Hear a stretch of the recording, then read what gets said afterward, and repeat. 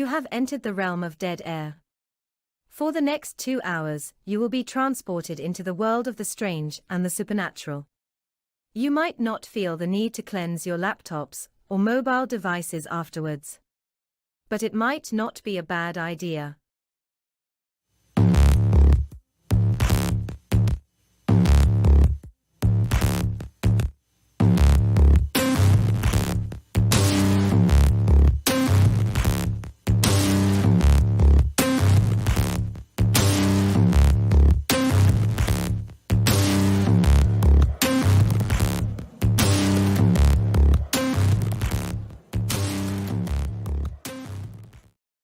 Good evening, ladies and gentlemen, and welcome to Dead Air Live on the Dead Air Full Spectrum channel. It is Sunday night. That means the next 2 hours, we hold you hostage in the chat room, discussing the best in paranormal or favorite guests that come and join us. And we are so helpful, so thankful for you guys joining us tonight. Don't forget, we are simulcast on kgradb.com, KGRA on Facebook.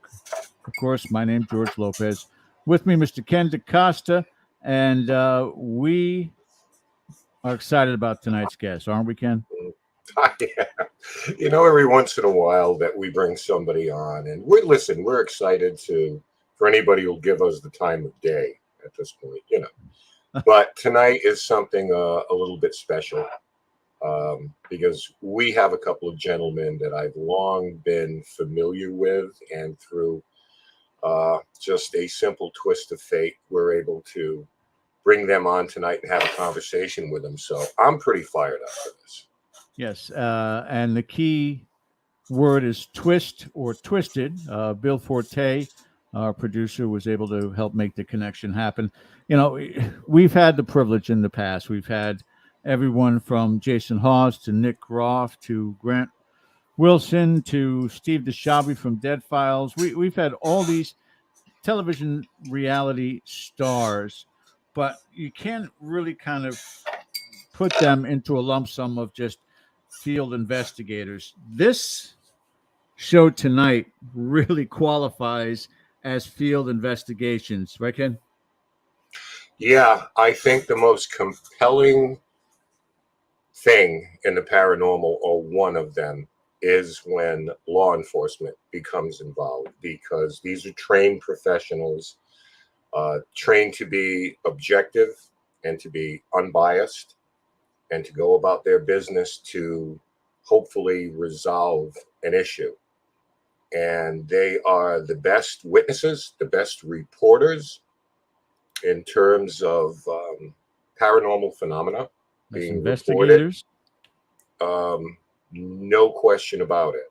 And so this is going to be special to have a chance to pick their brains a little bit tonight and hear their stories, which are just remarkable. That's right. And those of you in the chat, perhaps later on in the show also, we'll any questions you put in the chat, we will highlight and present it to our guests a little bit later on this evening as well. But yeah, I'm looking forward to this also. Listen, don't forget to hit that subscribe button.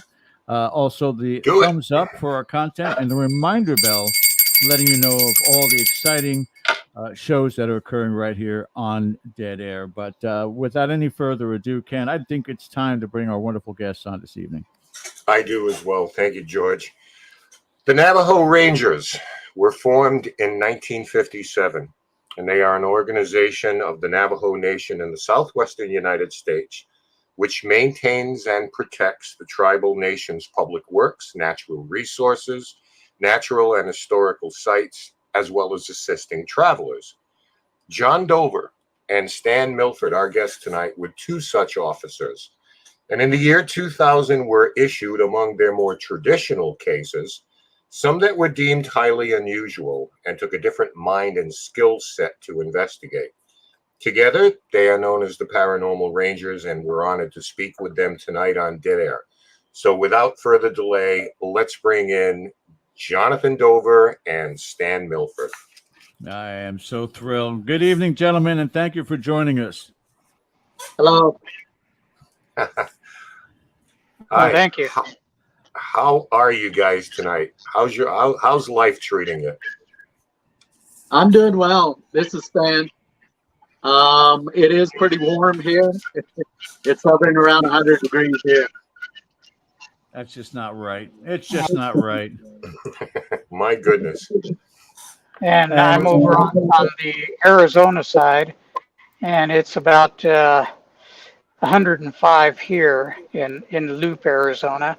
And so I'm getting ready to flip myself over and base the other side.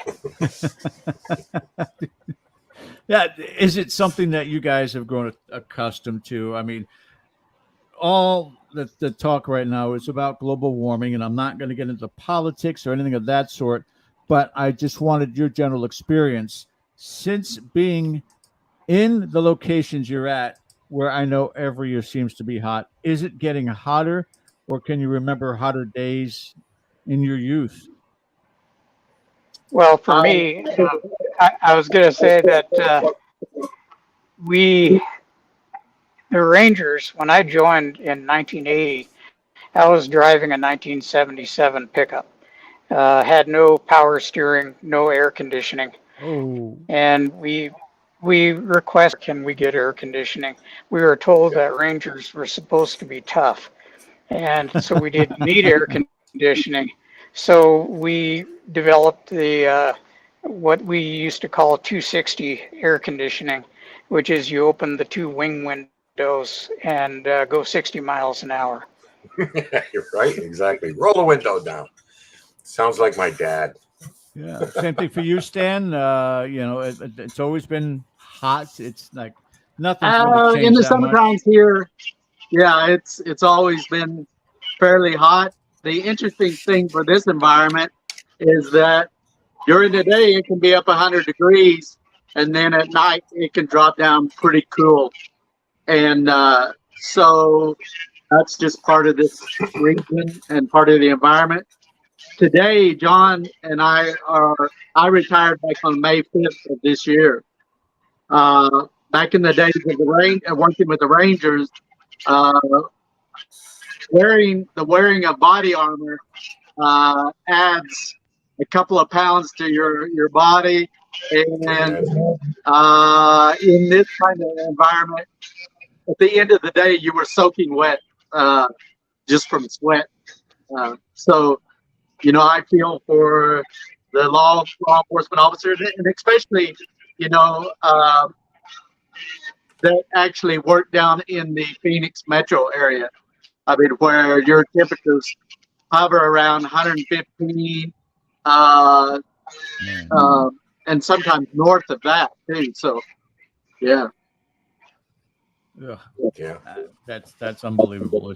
What we normally do here, gentlemen, is so that Ken and I don't step over each other during the interview. We take our turns, and of course, Ken, I want always to take the lead on this. He's absolutely fascinated with everything that you guys have experienced, have gone through. But I just have one question before I go off screen: is how do two Rangers, Navajo Rangers, wind up on Unsolved Mysteries? How did that whole thing come about?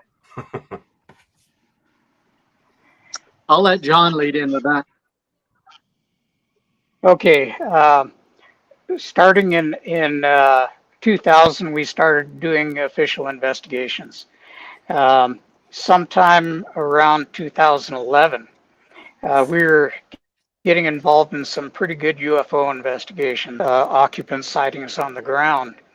And I told Stan, I says, hey, let's put your foil cap on and let's go down to Fort McDowell and see all the crazy people down there. So we went to the International UFO Congress, and our purpose was to locate books in order to better the phenomenon and know which questions to ask. And when we got down there, we started talking to different speakers that were sitting at their booths, and every one of them kept saying, you guys need to be speakers. And pretty soon, Arizona MUFON invited us to come speak for them. We spoke to a pretty packed room, and directly after that, we were invited to speak at the 2013 International Congress. And we spoke over there, and we just decided that we were getting too people thought about us anymore. And we wanted to get the information out that a lot of this stuff was going on. Yeah. And Stan, what is it like now? Because you just retired. Congratulations, by the way. Thank you. Thank you. It gets okay. I can speak as a retired guy, you know, just keep busy, find something to do. I'm sure you'll have no problem doing that. True. But what has that been like, going from two guys doing a job to all of a sudden, you know, people like me want to talk to you and spend time with you, and then suddenly you're, you know, I don't like to use the word, you know, famous, involved with anyone, but I mean, come on, I mean, you're well known now. Yeah. For me now, I'm still in training. John is providing training in how to manage retirement. And John has 3 retirements under his belt. And so for me, actually, I've been busier since retiring than I was even working full time. And I was crazy busy, you know, when I worked for the Navajo Nation. But it's different, and I'm enjoying it. And there is a big learning curve, a lot to adjust to, but it's good. We stay very busy. John, you're on your 3rd retirement now. So did you get it right the 3rd time, or? Yeah, it took me quite a number of times trying. What happened to me is I retired back in 2011, and I was going to take some time off. I was going to teach myself to play 5-string banjo, even bought a banjo, and it's still in the case yet. Within 5 days of retiring, I was hired on by a medical manufacturing company, and ended up doing maintenance and calibration and tooling repair and metrology for them, and pretty much retired from there. And then I grabbed my Social Security. I can afford those little cans of cat food that are real soft to chew on. We're all going to come to that at some point, folks. Gentlemen, all right, so let's start with this. Take us back to the day in 2000 where your station chief called a meeting, and how it all came about.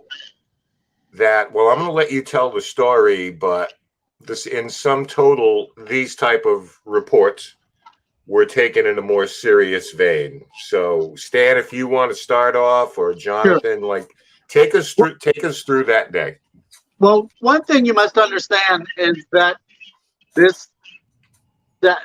actually paranormal related cases and UFO sightings, they've always been there. And especially for your law enforcement out here on the Navajo reservation, because these officers patrol an area that's 27,000 square miles. That's like the state of West Virginia in size. So Right. these guys are out there on the road 24/7 patrolling, including, you know, the Navajo police and public safety. They are seeing things and are witnessing things. And even before this unit was formed, where John and I took these cases and were assigned, we were already having paranormal cases. It's just at that point that there was an incident where there was 2 rookie rangers that were assigned by the dispatcher to respond to an elderly woman that had an encounter with what's known as Bigfoot. Mm-hmm. So these 2 younger officers go out there and they respond to this elderly woman's home up in the mountain, high elevation mountain area. And one of these individuals was one of these people that's always joking and always clowning around, and it's just part of his personality. And I think the elderly grandmother overheard them, you know, laughing or just carrying on back at their patrol unit or whatever. And it I think she became offended with that, and he got back pretty quick to the chief that about that situation. So the chief called a department-wide meeting, and he said, from now on, you know, when you guys get these so-called paranormal type cases, you're going to be professional in responding to it, and you're going to provide, you know, the standard investigation that you would in any other case.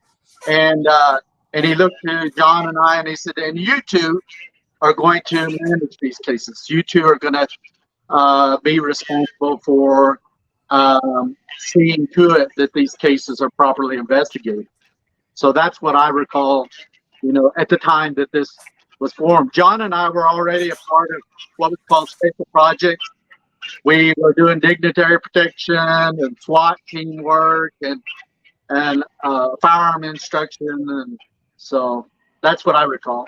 And I'll let John add to that. Yeah, I like to say that we were volunteered. We were, as I call it, we were voluntold. We didn't have a choice in it. We kind of each other like, oh man, we're because that was the TV standard at the time, and we just went from there. I mean, we had plenty of cases already come through our shop, but now we were required to write reports, and our computer system had no way to identify them. You have a Bigfoot case, it was put under something called wild animal complaints. You know, you just found a place in the system to stick it, but they were locked down. And those cases don't exist anymore because when they system, and this was a very expensive system, and later on when they tried to migrate the information, they couldn't get it migrated, and we had something like 20,000 contact information that was lost with different cases, and had to basically start over. Yeah. Now, when he looked at you two guys and said, "You are the guys," initial reaction to that, did you feel like, okay, well, our chief's putting faith in us to be professional, carry out our duties here? Was there anything, because you mentioned that these reports were already happening, so there had to be an awareness that, okay, these things get reported from time to time. What was like the initial reaction of, did you look at each other and say, oh boy, or was it just like, hey, we got a job to do? The chief had already become to be reliant on John and I as senior rangers to be able to handle any of the high profile cases or special investigations. The fact that we were doing dignitary protection and things like that of a sensitive nature, he knew that he could rely on John and I to handle whatever he could throw at us, and we did. And so for us, it really wasn't that big of a deal. We whatever was given to us, we said yes, sir, and we would get started on it. So anyway. Yeah, I guess we could say, you know, that the best of the best, sir, with honors. So. Yeah. Now, do you guys find it frustrating that there is, you know, I'm going to do, Stan, because you're getting the reverb, I'll mute you and I'll put you back on when you speak. Okay. Oh, sure. Okay, that's fine. That works. Do you guys find it frustrating that there is really no mechanism in place to address these kind of things, not just in law enforcement, but in the military? And I'm going to refer to the UFO problem. where pilots for the longest time don't say a word. If you like your career, if you like tenure, if you like your retirement, don't say a word. Now, some of that's starting to change a little bit, ostensibly. I'll believe it when I see it. Apparently, they're being encouraged to say more, but I know I've taken on cases myself where people have called the police because they think there's an intruder in their house. They're not thinking it's a ghost. I mean, they're hearing noises, footsteps, whatever. And of course, the first thing that comes to mind is somebody's breaking into my house. I got to get a hold of the police. But when these cases come, there's a lot of eye rolling.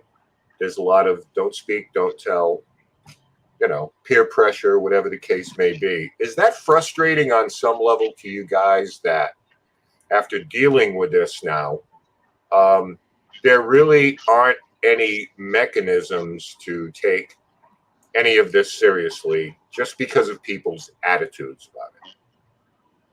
Lead in. Well, for me, it's, if you think about it, this subject has been subject of ridicule. And the government actually actively ridiculed people that were reporting UFOs. And, so now the joke is, well, obviously it's swamp gas. It's the planet Venus. It's something else. And ball lightning. And so, its own meme. And, we got to the point where we just said, yeah, forget it. We don't care anymore what people think about us. But I've talked to officers that were just deathly afraid to report anything. But yet they would have, say, Kenta District or midnight and go north of Kenta, and they'd go to watch the submarine races, is what they called it. And what they saw were these lights rising up from the horizon, dancing around up there and making all kinds of aerial maneuvers, and then going back down like they were submerging in some ocean. They'd watch them for a while, and it was just one of those things that happened all the time. So it's not really frustrating. It's just the way it is. For most police agencies, a guy getting punched in the nose will take precedence over any other like that. And there's no mechanism built into the systems to even put a report in. So they're just pretty much ignored. Yeah. For me, when I look back at that, if you look at the world powers and the world government, they've known that these phenomena and UFOs and related subjects have existed for a long, long, long time. And they're well aware of that. They have been well aware of that. The thing with each of these world powers is that they wanted to militarize these abilities, for their own use and to have power over other nations and stuff. We know that. And so the key, really the turning point, is the fact that what we're doing right now, we're all gathered right here in one platform, communicating in real time over thousands of miles. And with that technology today, you look in the United States and almost everybody from the age of 10 or 11 years old has a cell phone that is capable of video, capable of pictures, and communicating in real time, ultimately around the globe. And so governments have lost that power to keep control over the masses from sharing this information. And that's really the turning point in this. And so people convey the message and these ideas, and the government can't control that. platforms like TikTok and others, people can communicate in real time, and it's gotten to the point where governments can't suppress that. People have the freedom to share this information. So that has also, from the military, been the control through law enforcement too. Law enforcement policy that these things don't exist, even though the field level officers know damn good and well this exists. They've seen the phenomenon when they're out there patrolling and working. So, well, one of the things that the good and the bad of this is that, with the information exchanged also comes misinformation and disinformation. And the government certainly has used that to their advantage as well, with things that are misleading the public in terms of, we'll limit it to the UFO phenomena, but it goes beyond that because, of course, the first thing we're going to think about in the military industrialist complex is how can we weaponize this? How can we gain advantages? So I'm absolutely with you on that. Just jumping around here a little bit because we can go wherever we want to. It's our show. We do what we want. In terms of you guys as children or your younger selves, had you had any personal experiences before you came to this job in terms of unusual phenomena, things like that had happened to you? I'll let I'm up. So, yeah, I've had a ton of experiences seeing orbs all the way back to high school age. I can remember driving out, and if you look at the extras on the special, the Unsolved Mysteries, there'll be a little video showing that wasn't included in the show. They told us that there was enough information on there. There was enough footage that they could have done 2 back-to-back shows. So I saw one flying through the trees at about 2 or 3 in the morning. We were on our way out. We'd spend all our summers up in just north of, or up a mountain from Chief Springs, New Mexico. And we were coming out and getting ready to go to LA. My grandfather shut the truck off. He jumped out and had his .30-30 in his hands, and he says, "I'm going to shoot that thing." I was screaming at him to get back in the truck and leave it alone. It flew past us and went up the hillside, and I'd herded sheep all over that area, so I knew it quite well. And I know that there's no roads where that thing was flying. Seen UFOs, seen cigar shapes, square triangles, orbs, saucers, all through my life, and even before and after I became a ranger. And I was seeing so many of them that I finally put a dash cam in my windshield, and I says, well, if I'm going to keep spotting the video, and it all stopped.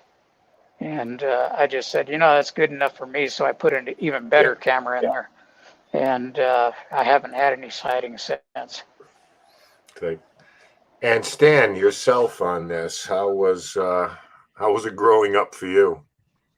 Well, my mother's family is from Tahlequah, Oklahoma, which is the capital of the Cherokee Nation in Oklahoma. And growing up there, between there and the Navajo Nation, both sides had tales and stories, traditional stories that involve different types of phenomena and of the supernatural. And I know in one of the homes that my mother had, that in and around after I graduated high school, I had and my younger sister had experiences with, with the phenomenon of hauntings, very clear experiences.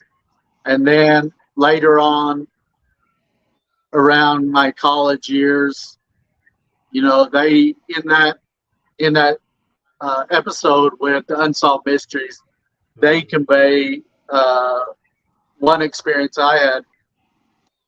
Excuse me, where I had what people refer to as a skinwalker or shapeshifter riding by my vehicle, and in and while I was working, had become working with the Rangers Department. I did experience seeing what people were referring to as a Bigfoot and other paranormal phenomena. So, yeah, me and John over the years have had a number of different experiences that were related to this.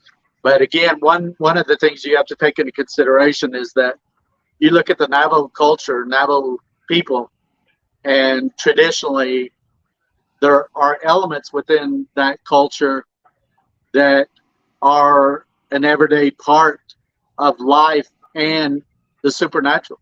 I mean, you have medicine men that perform healing ceremonies on individuals who aren't getting any help or healing through traditional Western medicines, and they turn to a Navajo medicine man that actually heals them. So there are those elements that come into play. Yeah. Now, okay, so that brings me to traditional science in its arrogance at times feels that if it's not cataloged, that it doesn't exist. If we don't know about it, it doesn't exist.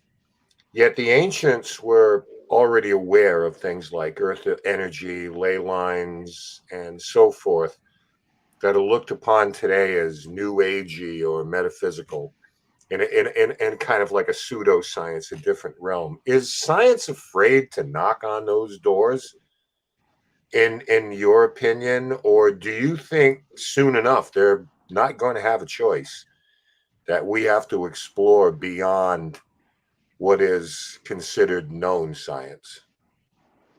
Well, if you look at the history, um, we've only had flight for 125 years, maybe. And when the Wright brothers first started, flying, there were scientists that were literally saying this is impossible to be done.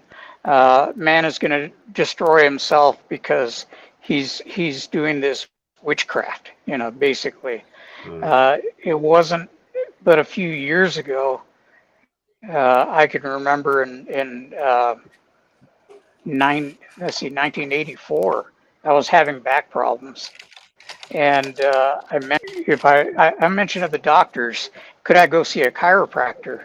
And they treated it like I asked for a witch doctor.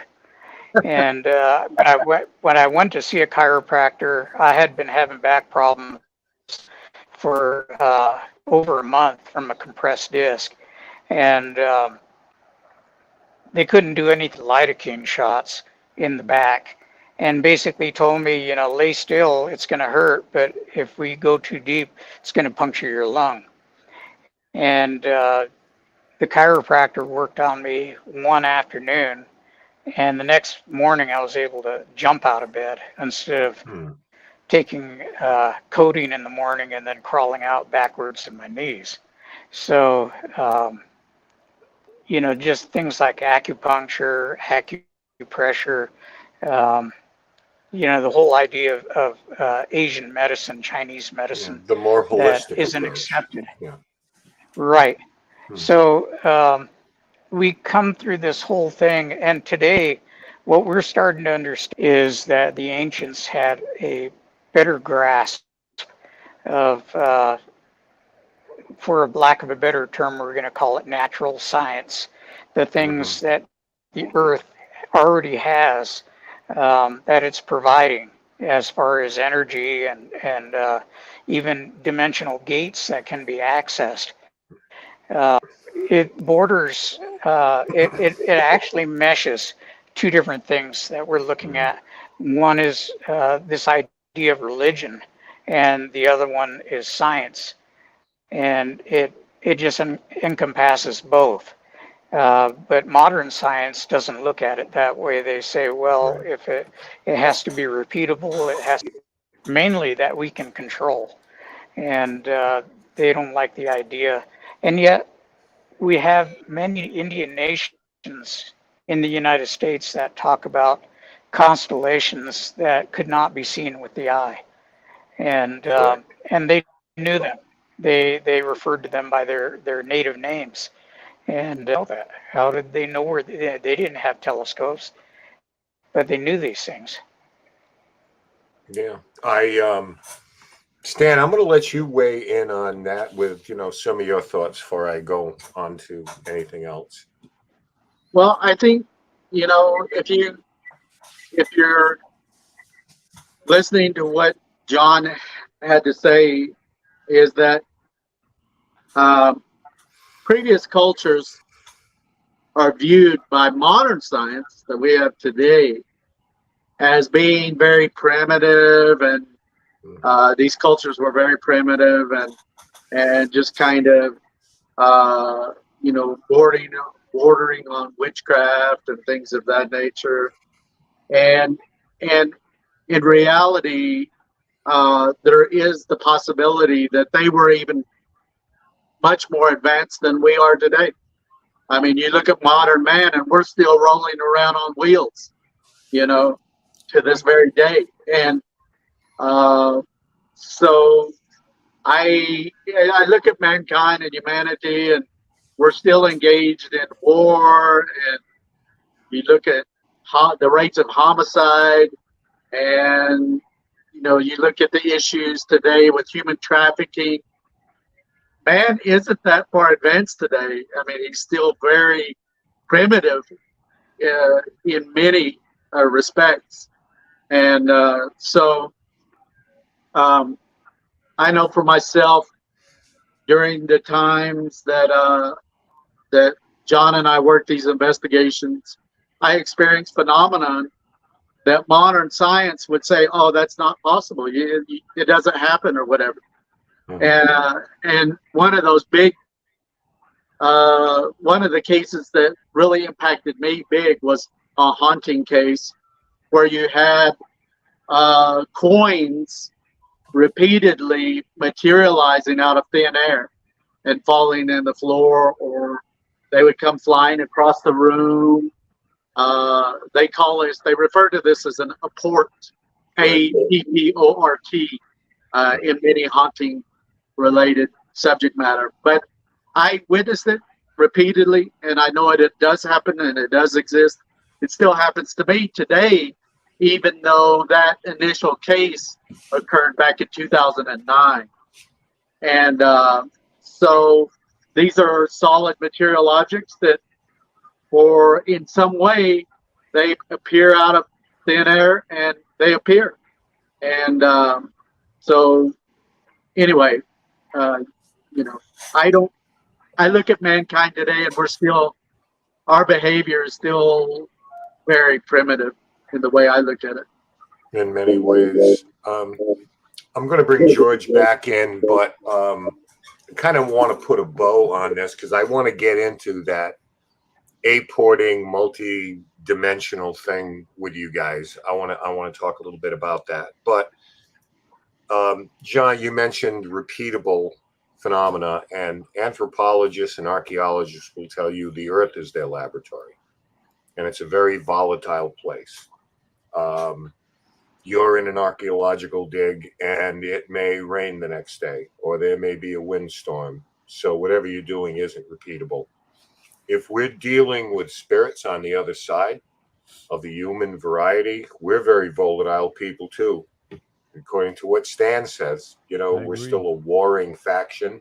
Absolutely. We have emotions. We have ups and downs, good days, bad days, happy, sad. That's just our nature as human beings. So when they say you have to use the scientific method and it's got to be repeatable, good luck. Good luck when you're dealing with any human being. So, all right, guys, I'm going to take a little bit of a break. I'm going to bring George in here and so much more to touch in with you guys. So take it away, George. Yeah, thank you, Ken. Again, our very special guests tonight, Paranormal Rangers, are joining us. Stan Milford, John Dover, and Stan, I'm right there with you, my friend, when it comes to, I have said that time and again on the show, especially when we've had guests on who were UFO experts. And I'm like, there's no way they want to interact with us. If they're watching us from above, even if they just sent out drones and saw the way we treat each other, how are we going to respond when a greater intelligence approaches this planet and reveals themselves?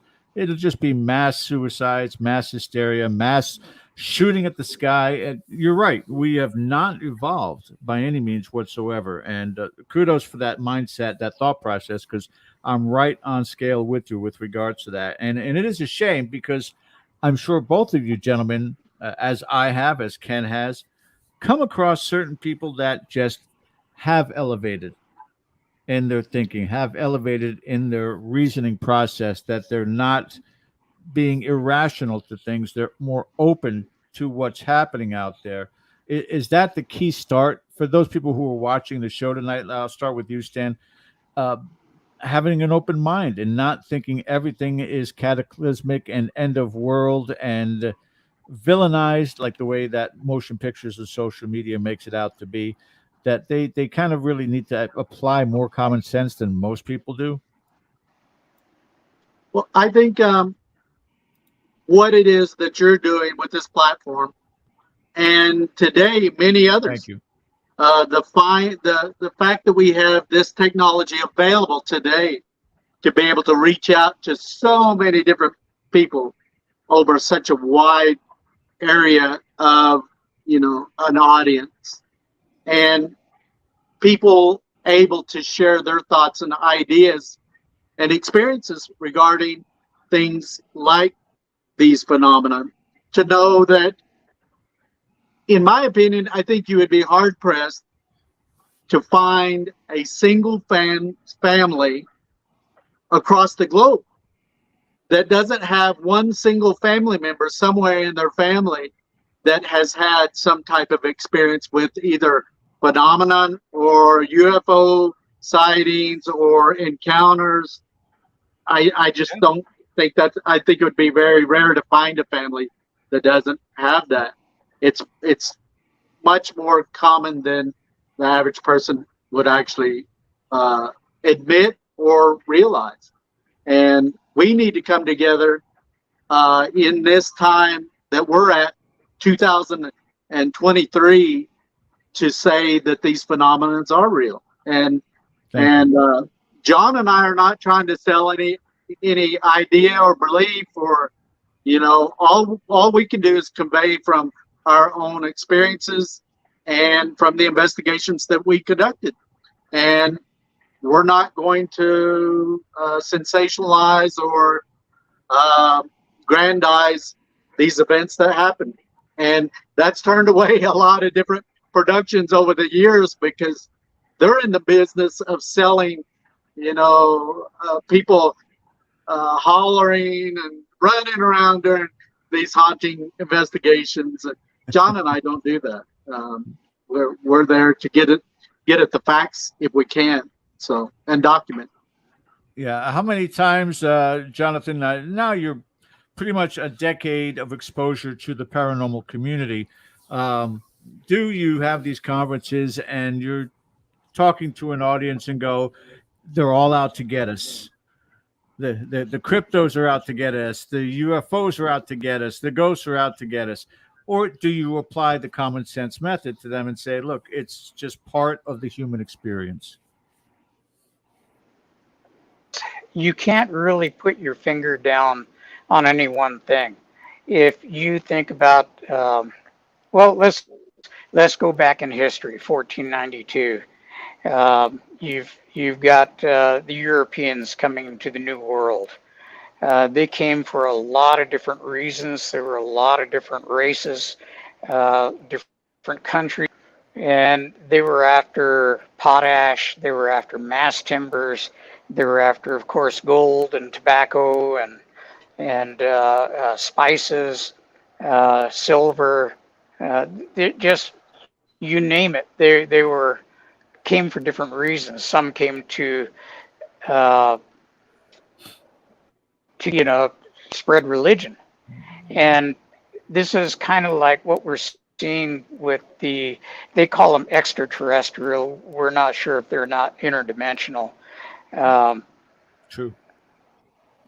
They're coming for a lot of different reasons, and we don't know what those reasons are. So when I look at this in terms of are they out to get us, I've seen people speaking. I've seen some people saying, "Oh, the aliens are here. They're just lovely, and they want to help us." We've seen other people that are saying, "No, the aliens are scary, and they're going to hurt us."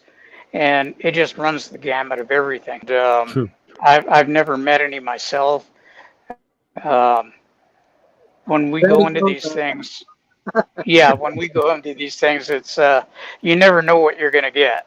It's I've only one time felt like there could have been something dangerous going on, and my sixth sense basically told me don't try to interact with it, leave it alone and ignore it, and that's what I did. This was an orb that followed me for about maybe 35, 40 miles, paralleling my course. And I just got a really strange feeling out of it that it didn't, and because at one point it was behind me. And I thought about turning around my truck at 2 a.m. and confronting it. And I decided maybe that's not the best course, So. But yeah, advice. it's right. And personally, I think that billboard out there that says you can look but not touch or have any contact with these people because they're way too violent. And what do? We poke things with a stick and throw a rock at it and shoot a bullet at it if we can. If I don't ask this question, our producer, Bill Forte, will be so upset with me. He wanted to know, and I think he's got some sort of a plan behind this, like he wants to do a new series on Netflix with you guys. But the question is, how voluminous is your investigative evidence? How voluminous are your archives? How voluminous is the reports that you guys had done since the year 2000? Is it enough that you could say, yeah, we could probably do a 5-season series on what we've experienced? Either one, John? Well, a lot of the records were lost, but the ones that we can look at, we kept a lot of these records, paper copies, and they run the whole range of hauntings of Bigfoot, Skinwalkers, and UFOs. A lot of them were what we call flyby cases. Flybys are, I saw something over here and it went over there, and maybe for 5 seconds. So you can write those down, but it's not going to tell you anything other than what shape it was and which direction it was moving. So there's a lot of ancillary evidence that goes along with this. We've had a lot of military interest over flights on scenes that we've done, special operations people showing up directly after and nosing around, so to speak. So there's been a lot of interest from what we can understand. Stan, John said a lot of the cases were lost. By what means did they disappear? Is it just bad file management? actually, when John and I worked with the Navajo Rangers, back in the early days, everything was the actual the form was done in triplicate and it was handwritten. And later on, as computers came into use, there was other ways of recording things, information being stored as a digital file.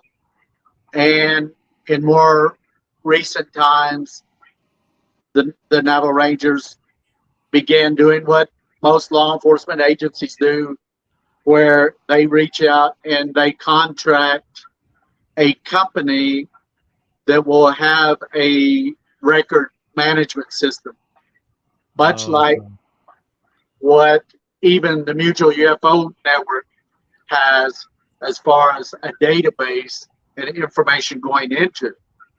Well, one of the challenges with law enforcement is that these companies that are contracted, they're in it for the money. It's a business, and so an agency will enter a contract with that business to be able to archive and store those files. And unfortunately, some of these companies, it could be said that they hold those law enforcement agencies hostage because they have their data, they have their information, and if the financial requirements aren't met, they can suspend access for that data. They have the power over these agencies to do that. And so with the Navajo Rangers program, we never really had a whole lot of money to run the program in the way we wanted to run it. We had a very small budget, and every bit of our budget, we had to nickel and dime things a lot of times. But we entered a contract with this RMS company,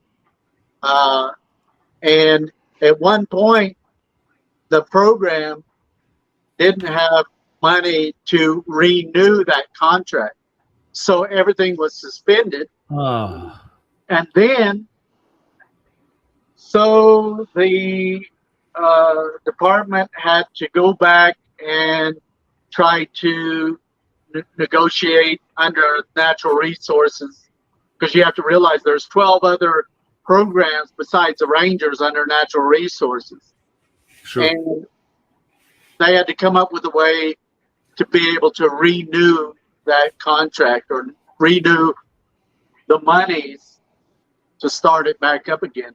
Well, they did do that, but in doing so, where the archives had been suspended, once it was renewed, they basically said, well, there was a technical issue and we can't access that information anymore.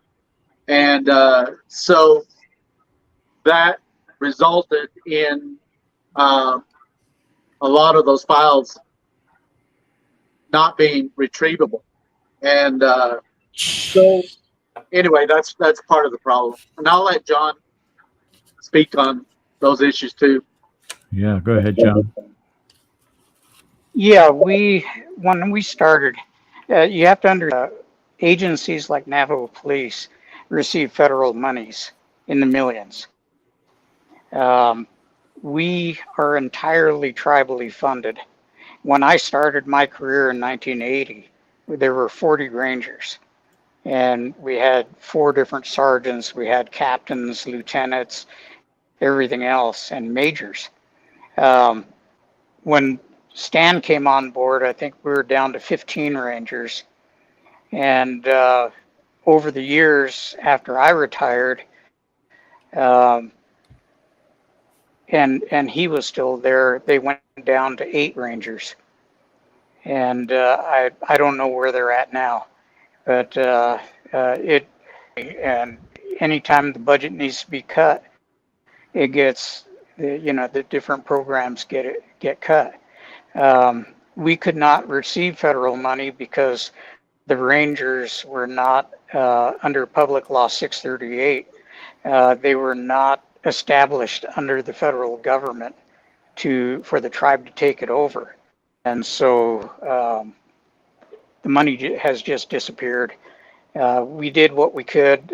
Me and Stan actually bought a lot of our own personal equipment to do these investigations. If we needed to do plaster casting, we went down to the store and bought it ourselves. If we needed evidence kits, kits and what have you, our own fingerprint kits and everything else. That's just the way it was. And we got quite adept at buying quality equipment. We would research the heck out of it and study it and then buy it, so we'd get the best bang for our buck.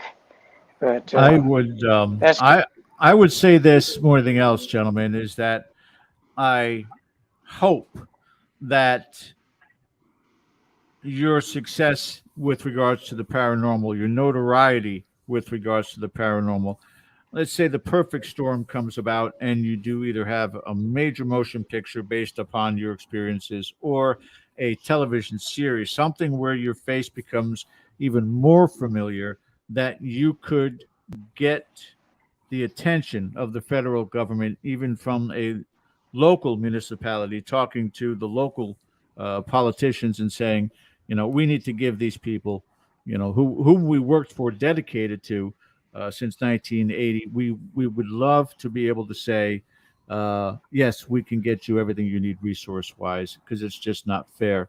God bless you guys for what you did with that. We have to go to break, guys. We are up against the clock. When we come back on the other half, we've got some more questions for our very special guests and some updates with regards to the Ocean State Paracon. So you guys stay with us. You're watching Dead Air Live on the Full Spectrum channel. We'll be right back.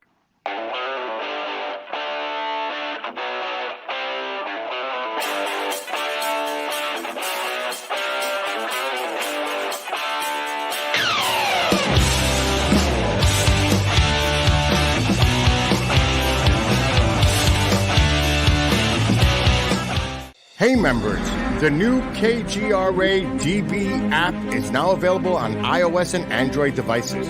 Gain on-demand access to any KGRA DB programming. Download any show directly to your mobile device to listen or watch on the go.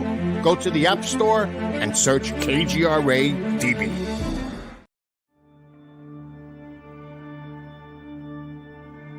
As UFO reports come in from around the world, the Mutual UFO Network, MUFON, is there. We continue to explore new cases and build our massive database. We share our information with the world in a number of ways. If you would like to be part of our investigative team, you are always welcome. What could be more exciting than exploring the UFO question firsthand? Join MUFON, find your friends.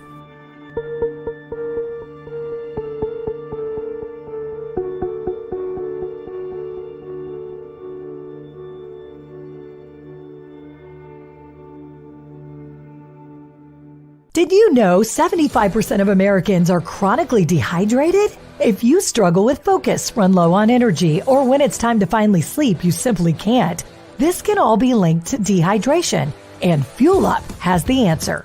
Our proprietary formula contains the finest cellular hydration with the strongest immune-enhancing natural ingredients. The Fuel Up system is made up of 3 different incredibly tasting varieties.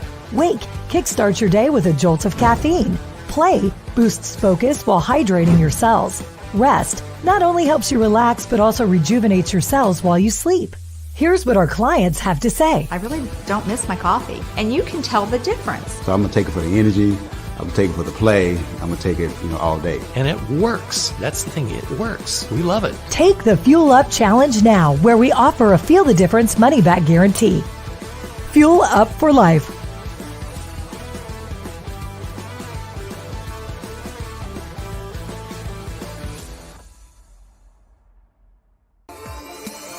You're listening to the KGRA Digital Broadcasting Network. We provide unparalleled coverage of trending news in the world of ufology, cryptozoology, and paranormal phenomenon. Whether you're watching our video live stream or listening to one of our audio programs, you are getting the best from world-renowned researchers and hosts, guiding you through topics the mainstream won't touch. Miss one of your favorite programs? No problem. Head over to the members area at kgradb.com for access to our massive library of award-winning content. Make contact, stay connected, only at kgradb.com.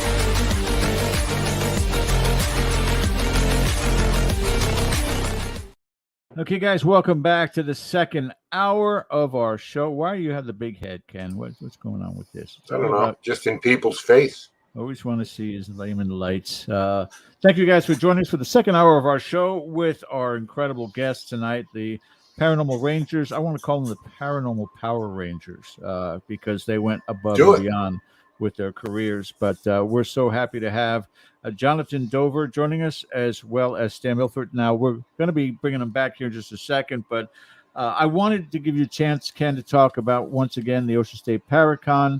I know we've been waiting to find out about getting all the tickets for the Conjuring House and getting in sync with Jacqueline. Where are we? Where do we stand at this point? Well, right now we are but a little more than a month away. Let's get the banner up. Ocean State Paracon 23. It's going to be September 9th and 10th at the Assembly Theater in Harrisville, Rhode Island. And all proceeds from the event will benefit the Tomorrow Fund. They do some wonderful work with the families of people who are going through cancer treatments. We're also joined by our good friend Michelle Roos. And they pick up the bills when, utility bills, oil bills, things like that, when families fall behind. So they do great work there. A lot going on that weekend. Saturday, the event, all the people you saw are going to be giving presentations inside the theater. We have tours of the Conjuring House that are going to take place during the day. Saturday and Sunday. We also have an investigation that has been sold out for Sunday, but hang in there on that. We may or may not have some good news for those who missed out. We shall see. But it's a wonderful event. This is the 10th annual event, and we're celebrating the 10th anniversary of the Conjuring franchise. The Conjuring movie, released 10 years ago. Andrea Perrin will be there, and the whole event is being sponsored by Jacqueline Nunez and the Conjuring House. So, hey, come on, if you're within the sound of my voice, join us and help us out for a great cause. Yeah, I'm so happy for you, Ken, and everyone else that's going to be there. I'm so thrilled. Yeah, I mean, the excitement is palpable. Yeah, you could cut it with a staple. I'll never get there. You'll get there. Oh, my goodness. Well, thank you, Ken, for that update. Time to bring our guests back onto the show with us again. Jonathan Dover and Stan Milford, the Paranormal My Power Rangers right here. You guys are just amazing, too. And I want to turn it back over to Ken here, but I do have one burning question. During any of the paranormal cases, have you ever pulled your gun?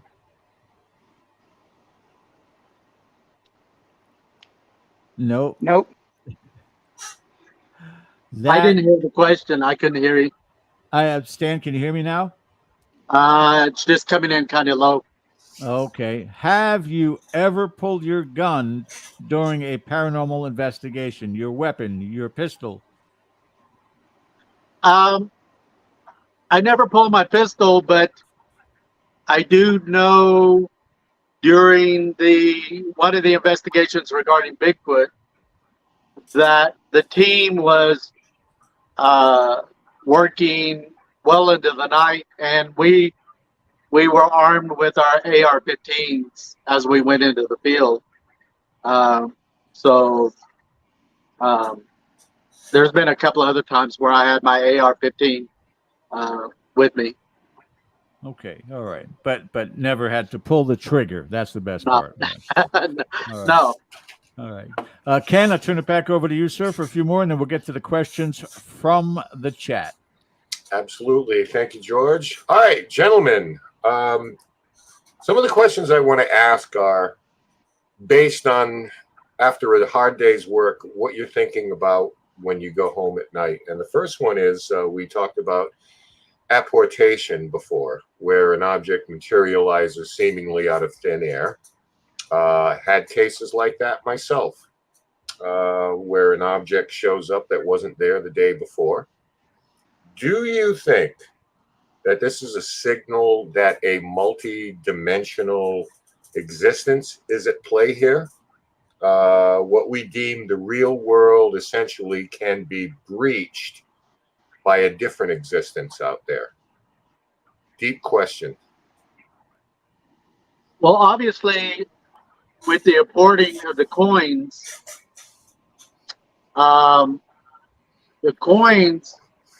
had to come into existence in our physical world from some other location or from somewhere else besides right here in our own physical world. So I think after witnessing that phenomenon repeatedly,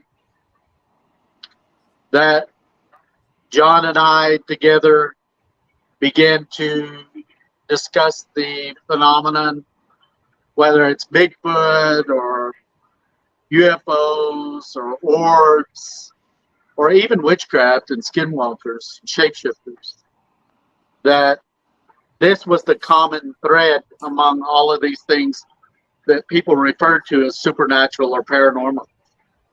And so I'm going to let John speak on that a little bit more. Well, we got to the point where, as criminal investigators, you're looking for answers. Not enough just to document something. You want to find out why and how. So we started looking at this, and if you go back into Navajo culture, it talks about the people coming up through different worlds. Now, when we started looking at this, they came through a hole in the sky. That means something up there and crawl up through. What was that? What was that called? They said that there was a hole in the sky. Right. And so that's how they described it. Yeah. And they That's crawled the up Navajo through Nation using story. something. Yeah, it's part of the Nation. Navajo. Yeah, I thought there was a formal title for it, not the convergence, but something. No, Okay. it's just the creation story. Now we go further and we find out and understand that within the United States there's 574 recognized Indian tribes by the government.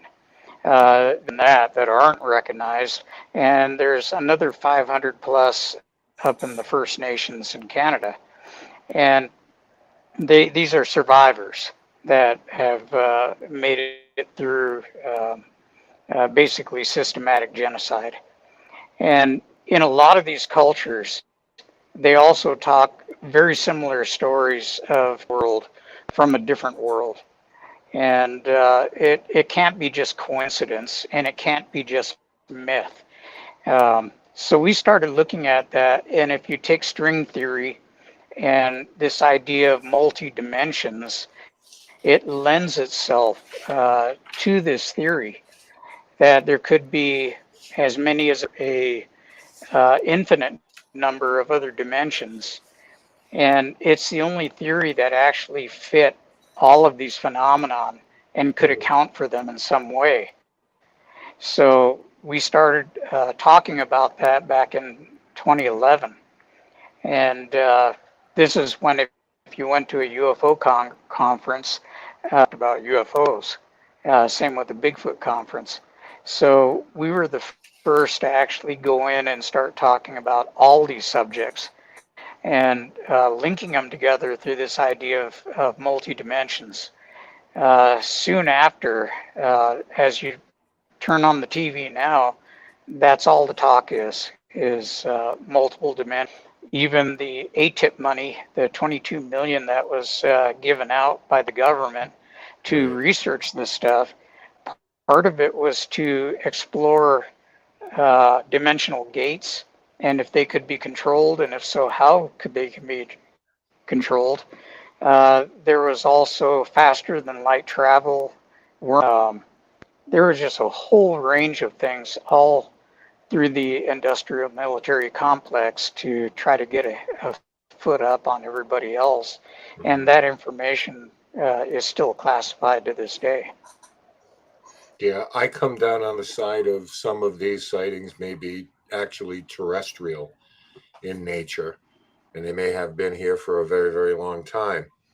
The other thing I want to touch on, you mentioned, Stan, 27,000 square miles in the Navajo Nation, about the size of West Virginia.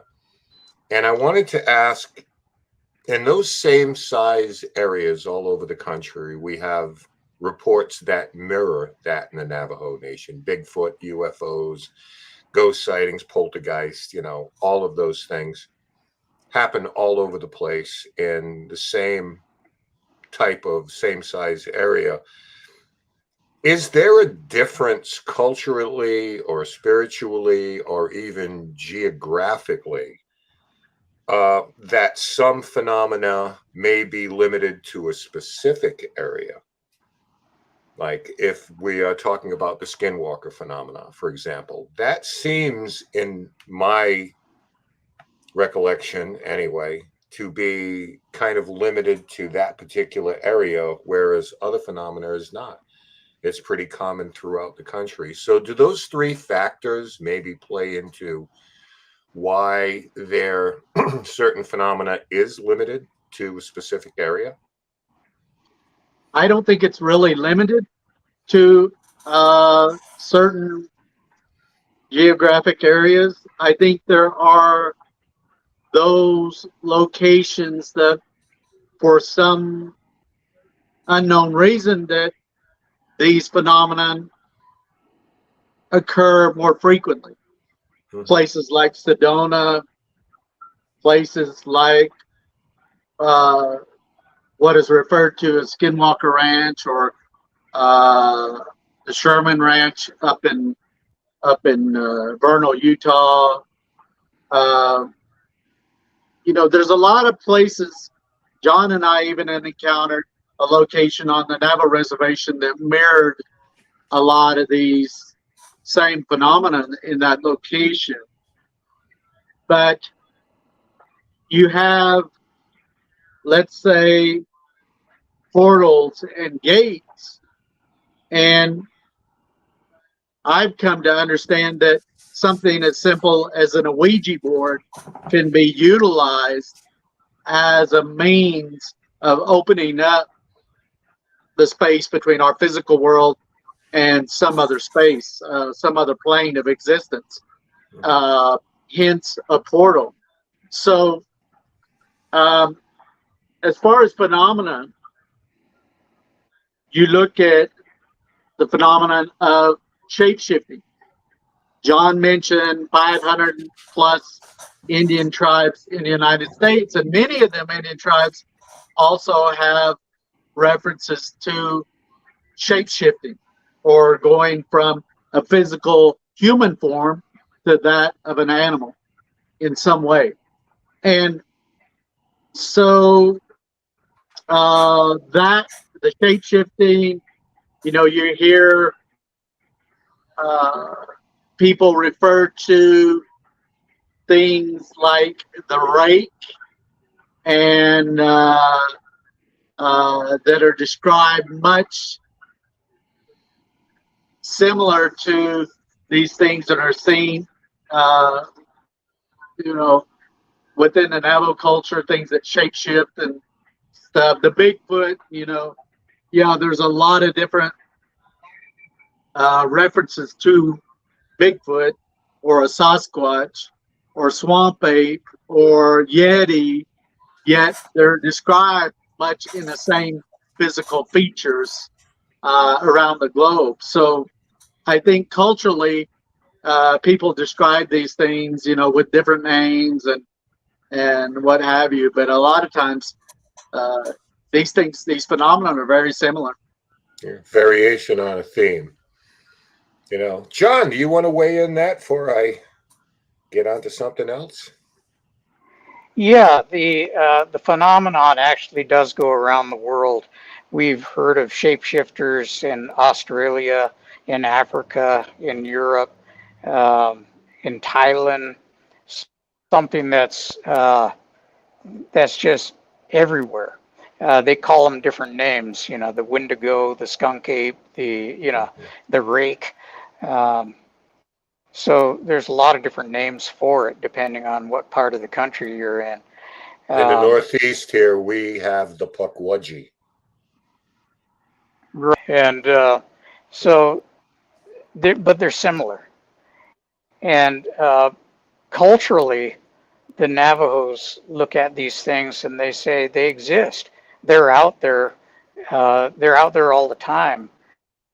We've asked them, why don't you report these UFOs to MUFON? And they ask, if we report them, a whole bunch of people are going to come out here. They're going to all hold hands and sing, kumbaya. And these craft are not going to come back again.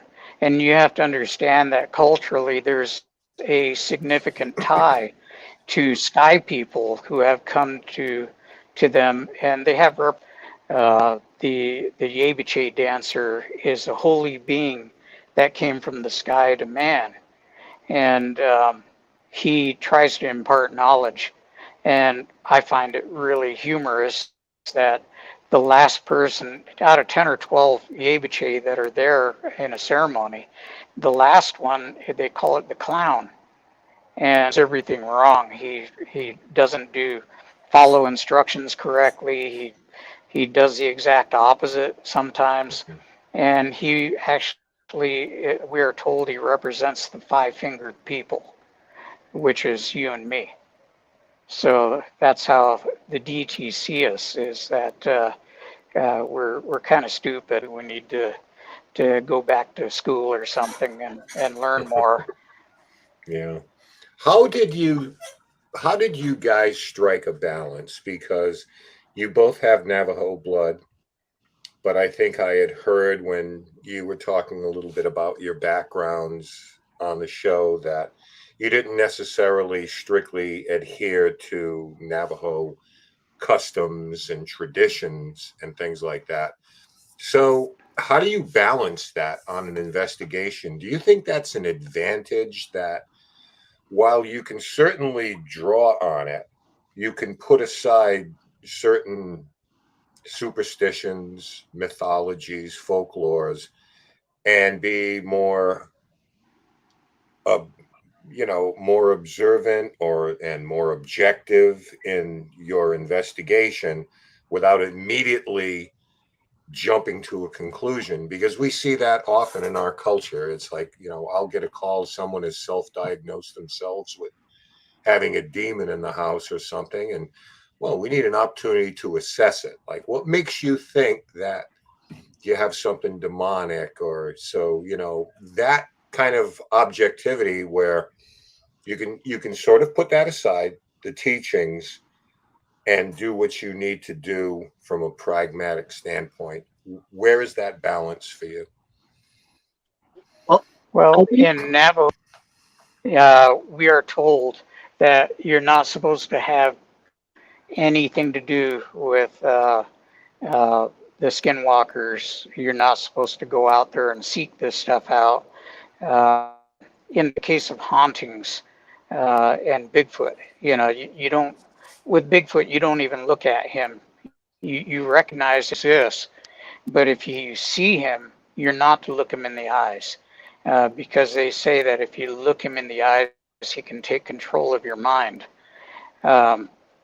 So what we do, Stan and I grew up in different places. He was born in Fort Defiance at the hospital there, and but moved to Tahlequah, Oklahoma. So he was raised kind of in a different world. I was born and raised in Los Angeles, and both of us spent our summers on Navajo.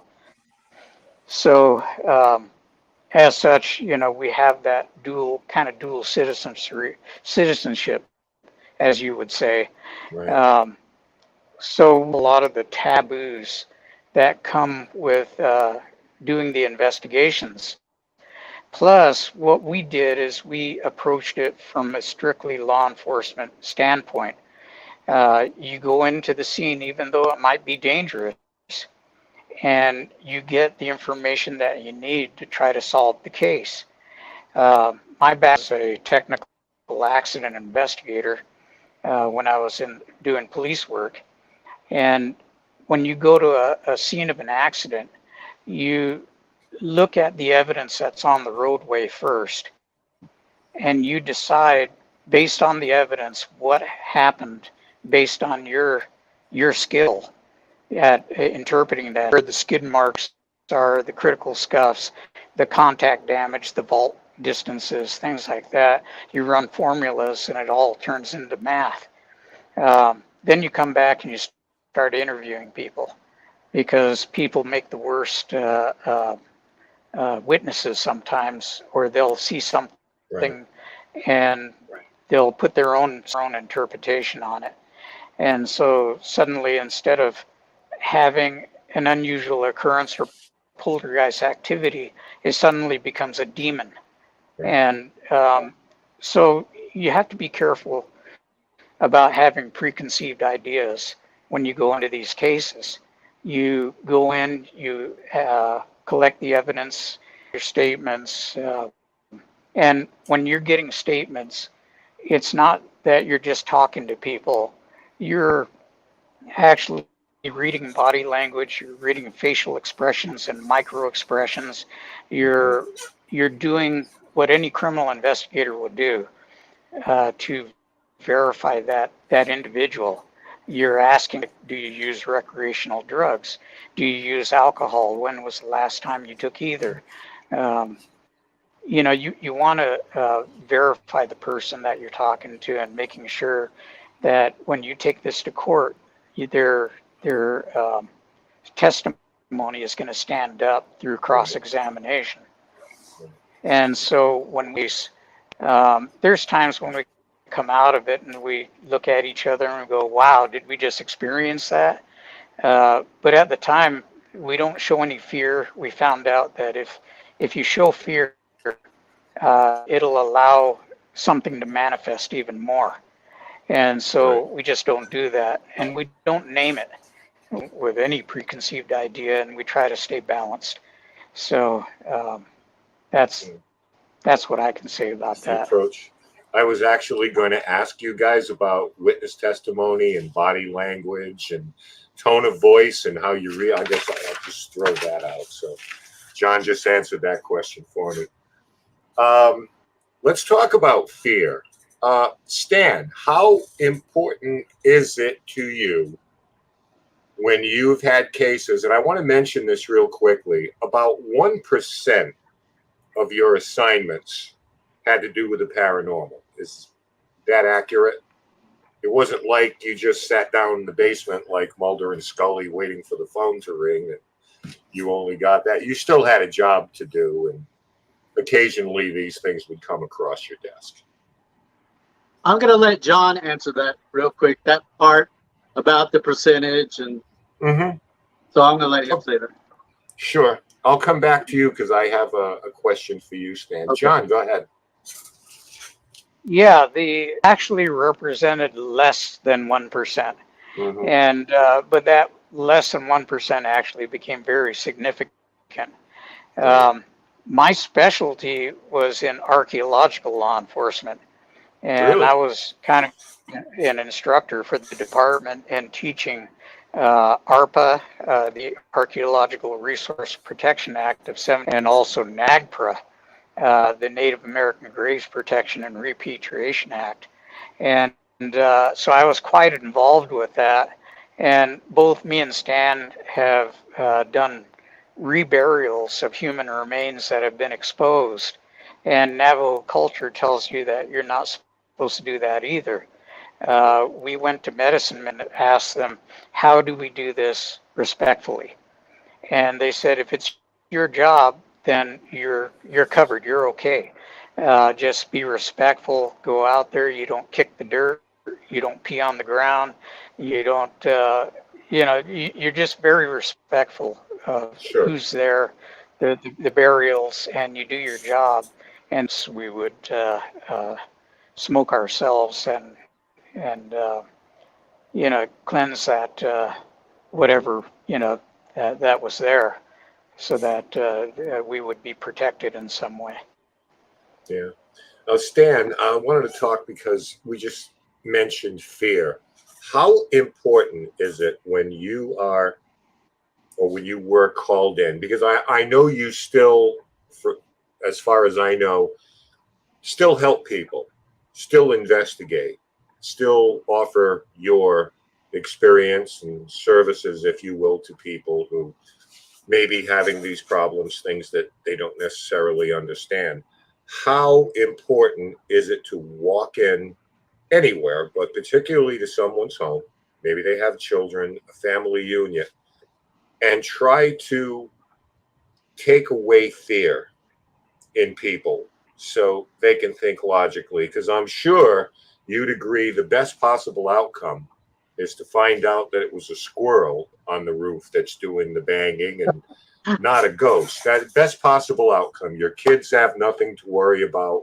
We figured it out. Okay. And that's, what you do as an investigator. But in terms of when you have a heightened sense of anxiety in a particular place, your demeanor, like, how would you approach just seeing a family? They sound credible and you can just see the fear on them. Where do you go as soon as you walk in that door with them? Well, I think one of the things that you must understand is that for John and I, our personalities and our who we are, we're very spiritual individuals, and we've had that spirituality very strong in each of us since we were very young. So that's carried for me throughout childhood, teenage years, young adulthood. Even to this day, I've been very strong in my faith, and so has John. That allowed him and I to be a part of things like SWAT, where, at times you're faced with an armed adversary. And John and I have both been shot at times in our career, and John numerous times. And but having been trained in SWAT and learning to control your emotions, and especially that assimilation of those techniques over into the investigation of paranormal, where it may be, in some cases it could be life-threatening, whatever we're dealing with. But John and I, in our faith, weren't afraid of giving our lives to be able to protect others. And again, that carried over in doing the work in paranormal. There was some things that traumatized and frightened other individuals, and we would go into this case and listen to what the people are experiencing and try to give them some reassurance in those investigations. I mean, one case that I dealt with, there was a young teenage girl who had witnessed a Bigfoot near her home, and she was traumatized. She was very, very frightened. I sat down with her and her mother and reassured her that for that given area, there was no cases that I was aware of where these things had physically harmed individuals.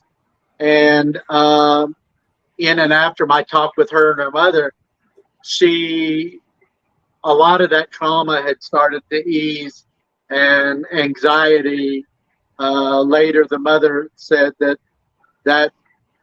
really, really helped that young person to be able to get on with her life and not be so frightened. So I think each case is unique, but again, as what John mentioned, with some of the haunting cases, these energies and entities can and will actually feed upon a person's, when they exhibit fear or show fear, and it will actually stimulate or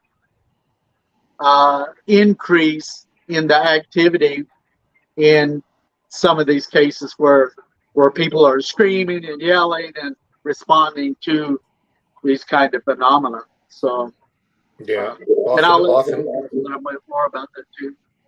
Yeah, oftentimes those type of entities will go to the most vulnerable. Oh, true. Among us, absolutely. So much more I want to touch on. I want to get to some of the questions from chat because they're out there waiting for you. Listen, what people and since the Skinwalker Ranch show is on, but this has been in the public conscience for a long time, shapeshifters, etc., and so forth. But now, like anything else, it's a little bit more prevalent. So everyone thinks that they may have a handle on this type of thing. But what can you share about the existence and nature of these beings that people don't know and maybe should know, that we're not going to necessarily learn on a TV show or in a movie or anything like that, because this is something that is part of the culture, part of the tradition. John, we lost Stan for a minute, but we'll get him back. John, what can you say about this phenomena that people should know? Well, in the case, and I'm going to speak to the Navajo version of the shapeshifter, we have had people's crews come out and want to film and put it on TV, and they want to go hunt for these things. We have actually had a couple of gentlemen that were poisoned by skinwalkers. One was sick for about a year and survived, but the doctors, Western medicine, couldn't determine what was wrong with him. The other guy nearly died and was brought back by a medicine man, and he wrote about his experience. So we have these camera crews that want to come out, and they say, we'll pay you, put us on the trail of these things. And we tell them, no, we're not going to do that. And in the case of one, we told them, they went out with us to film. And we told them, if you decide to start looking for these things, we're going to call it. Adamant about it, and we're not going to brook any argument. We're done. And without going any further on that, because of a whole bunch of stuff, that episode is going to show up on the 25th and on History Channel. So that'll be a real interesting watch, because we didn't set out to look for skinwalkers, but they showed up twice during the filming. And I don't think they got anything on film, but we understood that their presence was there. And that became very dangerous in some respects. These things can actually kill. And so we're very cautious when we do these cases. And we try to seek protection from individuals that can provide it for us. And we also have our own protection measures that we take. And even then it's dangerous. Yeah, that's what I can say about that question. Yeah, I mean, it just seems like it winds up on TV, Stan. Everybody treats it so cavalierly. It's like this is not an actor. It's not a character. These things to many people are real, and they're not to be messed with.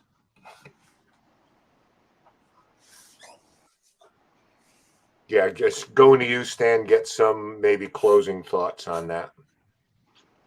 Well, it's hard for most peoples and even across America, the average non-Indian that is living in a metropolitan area to wrap their mind around the fact that these things, especially related to the shape-shifting and witchcraft, these things do exist. In 2023, it is happening out there, and there really isn't no boundaries for these things to exist and happen. In reality, it can happen anywhere, and so people look at that and it's stranger than fiction for them. John and I know this stuff is real. We both have experiences with multiple types of phenomena where we've actually witnessed it with our own eyes, and continue to try to assist those individuals that are being victimized or traumatized by these paranormal phenomena. I mean, that's a part of who we are as individuals, and we're the type of people that we try to help others wherever we can. And yeah, we may have put down our sidearms and the badges, but it's still a part of who we are, and we'll continue to do that regardless. All right, I'm going to ask you one final question before we turn it over to the chat room. And this is based on my ignorance of the topic. Can a skinwalker be summoned by someone who means to do harm to someone else? Does it work like that way? Because we heard a little bit about Navajo witchcraft, et cetera, and so forth. So I'm trying to put the two things kind of together here. So can you guys just kind of educate me a little bit on that? I'll let John. Okay. Yeah, the Navajo skinwalker is an individual. It is not an avatar, like we think. That people think it's in a spirit form. It's an individual person who has learned how to do this, and and understand that in order to gain this knowledge, you have to sacrifice somebody who is very, very dear to you, that you love, and have basically sacrificed them or have them killed to gain this kind of power. So after that, there's rituals that you're taught, there's curses that you're taught, how to poison people, how to make what they call corpse powder that can be blown in somebody's face and cause sickness that'll kill them. There's just so many different things, and it's really frightening to think about it. But these these individuals, once they're known, there are people that know them. There are some medicine men that know them, and you can get word to them to basically take out a hit on somebody. This has happened to Stan. It's happened to me. You can draw attention just by speaking about them. And both me and Stan had the experience. We spoke at McMinnville, Oregon in 2016. We started to talk about this subject. It was the first. Medicine men tell us that these things can tell when they're being spoken about, and it draws their attention to you. So the very next weekend, we had 9 near head-on collisions in our families over just one weekend, either incidents or head-on collisions that were near, And I got run off the road by an 18-wheeler on I-40, and Stan nearly had a head-on collision with somebody on the road. So, after that, we started taking it very, very seriously. It can be, and up to the middle 90s, it was actually a violation of federal law to practice Navajo witchcraft. And when we say witchcraft, we're not talking about Wiccans. We're not talking about good witches and bad witches and all that kind of stuff. We're talking about something that is in Navajo that is actually fearful. Yeah, but I'm glad I brought that up then. That was great.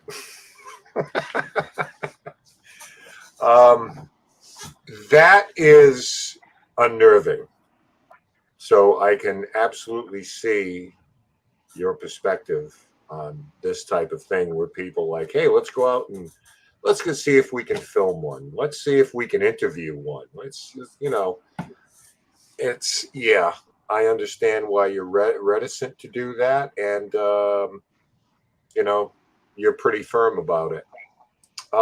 If George wants to come back in here for a bit, maybe we can get to some of the questions we have in chat. Now, Sure. All right. Mary Beth Reimer, have either of you gentlemen had an encounter with one of the predator-like beings? This actually may be a reference to Skinwalker. the Skinwalker, unless I'm missing something here. Do you guys, is there something else in that category? Bigfoot? Well, yeah. I think what they're referring to there is technically is a little bit different from what we've just talked about as far as skinwalking. Now, there's phenomenon that's being identified and referred to today where people will see more or less like an outline of a human-like form. Sometimes these can be larger than the average human or physically. But in the movie Predator, you have a technology that's used by an alien being where it cloaks itself. I think in that particular film in Predator, there's a jungle scene where this thing is cloaked, and there's a humanoid type form, but it's camouflaging itself within the forest or whatever environment it is in. And today in social media, there's been more and more documentation of those kind of things. Now, whether that phenomenon is related to like what John and I are referring to in witchcraft, or interdimensional beings, or even hauntings and stuff, people see these outlines of humanoid-like form. And so I think there's a lot of different references John and I talk about orbs, but there's so many different types of orbs. There's orbs that are seen that are related to UFO sightings. There's orbs that are related to haunting cases. There's orbs related to witchcraft. So I think some of the references and sightings of these objects can transcend different types of phenomena. So I'll let John talk a little more about that. Yeah, me and Stan one time were on our way to Phoenix, and we were going down what they call the Beeline Highway, which is State Route 87, between Payson and Fort McDowell. And while we were on the road, we're driving the speed limit because, all cops drive the speed limit, right? And we saw a shadow. What? We saw a shadow go over the highway in front of us from left to right. And I said, hey, it's the highway patrol aircraft. And I said, and he looked and looked, and I looked, and we opened up the sunroof on the vehicle. We couldn't see anything. We couldn't hear anything. And we started referring to it as a shadow phenomenon. Stan's experienced this later, and he's actually out in the middle of nowhere and gotten out and looked up in the sky, and nothing's up there, but something big, shadow moved across in front of his car. When we started talking about this in our talks, we had people come up to us saying that they were out mowing their lawn and shadow go right over them. They looked up immediately and there was nothing there. So there is something going on. We don't know if it's UFOs. I talked to one person that said that they were in a shopping center in Phoenix, and they put their polarized sunglasses on and looked up and saw, but when they took their glasses off, it disappeared. So you have cases like that happening too. It's bizarre. Okay, moving into the end, we got about 5 minutes here. Denny B. Clark, wasn't it a curse on the land from other natives that started these types of experiences? I'll let John talk about that. I can answer that. The whole premise of Skinwalker Ranch is this romantic story that the Utes had provided scouts for Kit Carson's military during the Navajo Roundup in 1864. And they were marched, basic tan death march to Bosque Redondo, about 250 miles away. And many of them didn't survive. They were held there for 4 years until the Treaty of 1868 was written. So the story is that the Navajos came back, cursed the Ute land, and said, we're going to give you skinwalkers up there. And that came out. The reality of it is that from being up there and seeing archaeological sites in that area and having some expertise in that area, a lot of these sites are 700 to 900 years old, even 1,000 years old by the Fremont culture.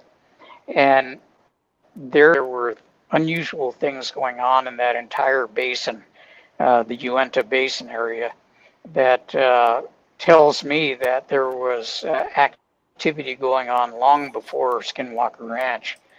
And looking into the Navajo side of the history, they said that there was a period where they rounded up 40 skinwalkers and put them to death. There is now an understanding that these could have been a political faction that wanted to go to war with the United States, and that they were singled out, rounded up, and told that they were witches and killed in order to suppress that political movement so that there wouldn't be any war. And that fits more with reality historically than it does with a romantic story. The more things change, the more they stay the same. Isn't it true? Still happening today. That's right. If we'll try to squeeze a couple more in, folks, I promise. But if we only get to one, I think this is an important one. And our buddy Dave Fritz asked, could ET, ghost skinwalkers et al. Come from the same source? And can that source be territorial? Dave, I don't know if you mean terrestrial or territorial there, but unified paranormal theory, where all these things seem to fit together. What are your thoughts on that? Well, one of the things is that John earlier referenced the Navajo emergence or creation story. And many indigenous cultures have a similar story. And what we see with that is that these different worlds they're making reference to are most likely different planes of existence or different dimensions. And I remember one time at the International UFO Congress, there was a Mexican scientist that came up to me and he said, Stan, you know, what you're reporting is the fact that there is different planes of existence, and these things that people refer to as Bigfoot, extraterrestrial, even angels and demons, all of these things exist in different planes. And from time to time, they cross from that veil of other planes of existence into our physical world, just like the hauntings. And we'll experience that as humans, either in voices or forms or whatever it might be. And then they cross back over to where they originate from. And John and I began to see the different types of phenomenon. This was the commonality in that. And so I feel that from time to time, we do experience these things. And it's part of our existence. It probably has been there probably far beyond before man was ever in existence here on this planet. So, Sure. Yeah. Gentlemen, before we get out of here, I was wondering, actually our producer was wondering, if you could give us a little bit of a teaser about your appearance on the Beyond Skinwalker Ranch episode on the History Channel upcoming, where you'll be appearing. Can you give us a little teaser of what we can expect? I don't know if we can do that or not, but well, I can tell you that the date on it is July 25th. Our show will be, I think, the season finale coming up. And and understand that during this time it was cold. I mean, I think we were down to 50.